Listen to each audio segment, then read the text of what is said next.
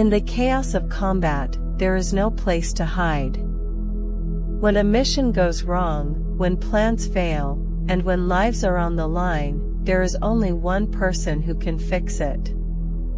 There is only one person who must answer for the failure. That person is the leader. But what happens when leaders don't take responsibility? What happens when they blame their team, blame the market, blame the budget, or blame bad luck? In business, the cost isn't always measured in blood.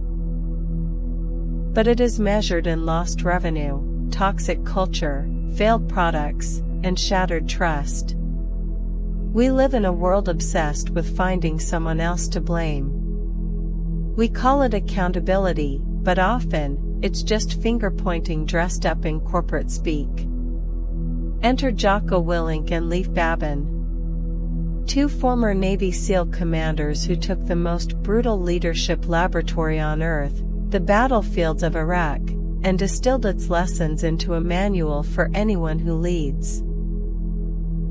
Their book, Extreme Ownership, isn't about being nice. It isn't about being popular. It is about the single most important principle of leadership.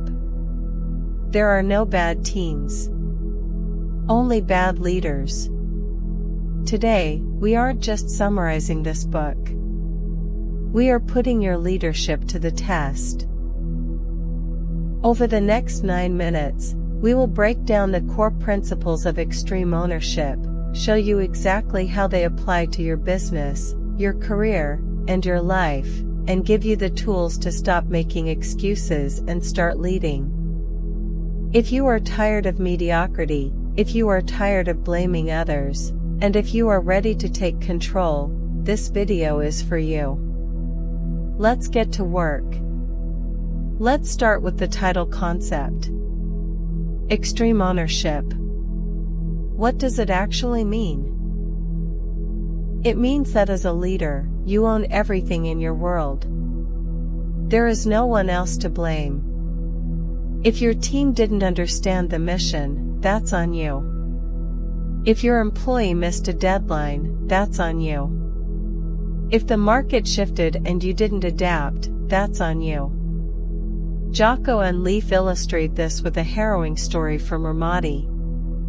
Their SEAL task unit was tasked with securing a key intersection. During a firefight, a junior enlisted man made a critical error that nearly got the team killed. In the heat of the moment, the instinct was to blame him. But Jocko stopped himself. He realized that he had failed to train the man properly. He had failed to communicate the plan clearly. He had failed to anticipate the confusion. By taking ownership, Jocko didn't weaken his authority, he strengthened it. His team saw a leader who would never throw them under the bus. And because he owned the failure, he could fix the root cause, training and communication. Business application. Imagine your sales team misses their quarterly target. The average manager blames the economy, the marketing team, or the product. The extreme owner looks in the mirror. Did I set clear targets?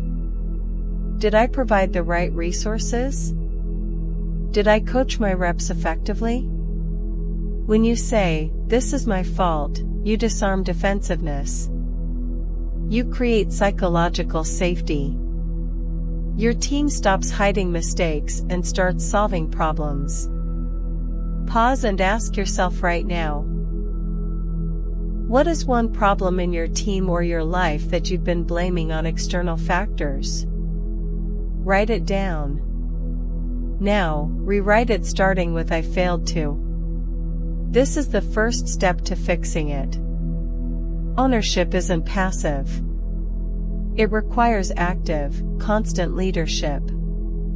Jocko and Leif break this down into 4 tangible behaviors: cover and move, simple, prioritize and execute, and decentralized command.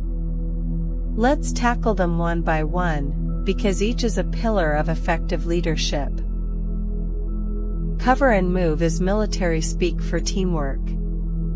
It means protecting each other while advancing toward the objective. In business, this breaks down when departments become silos. Sales blames marketing. Engineering blames product. Everyone is fighting for their own turf instead of covering each other to move the company forward. Actionable step: identify one department or colleague you've been in conflict with. Reach out. Ask, how can I support your goals so we both win? True teamwork isn't about liking each other, it's about aligning on the mission. Next, keep it simple. Complexity kills. In combat, confusing orders get people killed. In business, complex strategies, jargon-filled emails, and bloated processes kill momentum. If your team doesn't understand the plan, it's not their fault, it's yours. Simplify your communication. Strip away the fluff. Make the objective so clear that anyone can repeat it back to you. As Jocko says, if you can't explain it simply, you don't understand it well enough. Third, prioritize and execute. When everything feels urgent, nothing is. Leaders must calm the chaos by identifying the single highest priority and executing on it before moving to the next. Real-world example: a startup founder is drowning in customer complaints, hiring issues, and investor updates. Instead of multitasking, they pause. They ask, what is the one thing that, if solved, makes everything else easier? Maybe it's fixing the core product bug. They focus all energy there. Once resolved, they move to the next priority. This prevents burnout and creates momentum. Finally, decentralized command. No leader can make every decision. You must empower your team to lead. This doesn't mean abdicating responsibility, you still own the outcome, but it means trusting your people to execute within clear boundaries. 1. Ensure everyone understands the commander's intent, the why. 2. Give them the context to make decisions. 3. Trust them to act. When your team knows the why, they don't need to ask what for every little thing. They become force multipliers, not bottlenecks. Tactics and structure matter, but leadership is ultimately about people. You cannot lead those who don't believe in you or the mission. Jocko and Leif emphasize that belief must be built, not demanded. First, lead down the chain. You must convince your team that the plan is sound, that their work matters, and that you have their backs. This isn't about pep talks, it's about transparency. Explain the why behind every decision. When people understand the purpose, they'll endure hardship. Critical mistake to avoid: assuming your team just gets it. Never assume. Over-communicate the vision. Check for understanding. Ask, what do you think we're trying to achieve here? If they can't articulate it, you haven't led effectively. Second, lead up the chain. You must also manage your bosses. Help them understand your team's challenges, needs, and wins. Don't just report problems, bring solutions. Frame requests in terms of their goals. When your boss trusts you, they'll give you the autonomy and resources to lead your team better. Pro tip: schedule regular upward briefings. Don't wait for annual reviews. Proactively share insights, flag risks early, and celebrate your team's wins. Make your boss's job easier, and they'll become your greatest advocate. Third, lead across. Collaborate with peers. Break down silos by building relationships based on mutual respect and shared goals. Offer help before asking for it. Understand their pressures and constraints. When you lead across, you create a network of allies who will support your initiatives. Reflection question: who is one peer you've neglected? What can you do this week to strengthen that relationship? Leadership isn't vertical, it's horizontal too. All these principles collapse if you let ego drive your decisions. Ego tells you that you're always right, that feedback is an attack, and that asking for help is weakness. Extreme ownership demands you crush your ego daily. How? By seeking brutal honesty. Create feedback loops where your team can safely tell you when you're wrong. Thank them for it. Admit mistakes publicly. Say, I messed up. Here's what I learned. This doesn't diminish you, it humanizes you and sets the standard for accountability. Ego trap to avoid: defensiveness. When criticized, your instinct is to justify. Stop. Listen. Ask, what part of this is true? Even if 90% is wrong, the 10% that's true is gold. Mine it.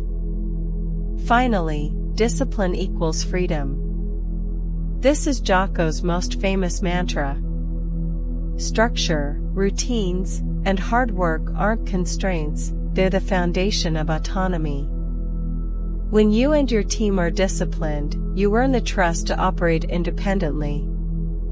Chaos breeds micromanagement, discipline breeds empowerment. Build discipline small, start with one non-negotiable habit. Wake up 30 minutes earlier. Block time for deep work. Hold weekly retrospectives. Consistency compounds. As Jocko says, discipline starts with you. If you're not disciplined, how can you expect your team to be? Extreme ownership isn't just for CEOs or commanders. It's for parents, teachers, coaches, and anyone who influences others. As a parent, it means owning your child's behavior, not blaming schools or peers, but examining your own guidance. As a teacher, it means owning student outcomes. Not blaming home environments, but adapting your methods. As a community member, it means owning local problems, not waiting for government, but organizing neighbors. The world doesn't need more critics. It needs more owners. People who see problems and say, I'll fix this. People who see failures and say, I'll learn from this. People who see opportunities and say, I'll make this happen. This is the legacy of extreme ownership. It's not about perfection, it's about progress. It's not about control, it's about responsibility. And it starts with you. Right now. Today. Extreme ownership is a lifelong practice. Some days you'll nail it. Other days, your ego will creep back in. That's okay. The key is to keep showing up, keep taking responsibility, and keep leading. Now, I want to hear from you. Which of these principles resonates most with your current challenge? Is it owning failures? Simplifying complexity? Leading up? Share your story in the comments. I read every one and learn from your experiences. If this video challenged you to level up, hit like, it helps others find this content. Subscribe to Raw Books for weekly deep dives into the world's most powerful leadership and strategy books. Next week, we're breaking down The Art of War, Ancient Wisdom for Modern Leaders. Click here to watch our summary of 48 Laws of Power if you haven't already. Until then, own your actions. Own your team. Own your results. Stay disciplined. Stay humble. And remember, there are no bad teams. Only bad leaders. Be the leader your team deserves.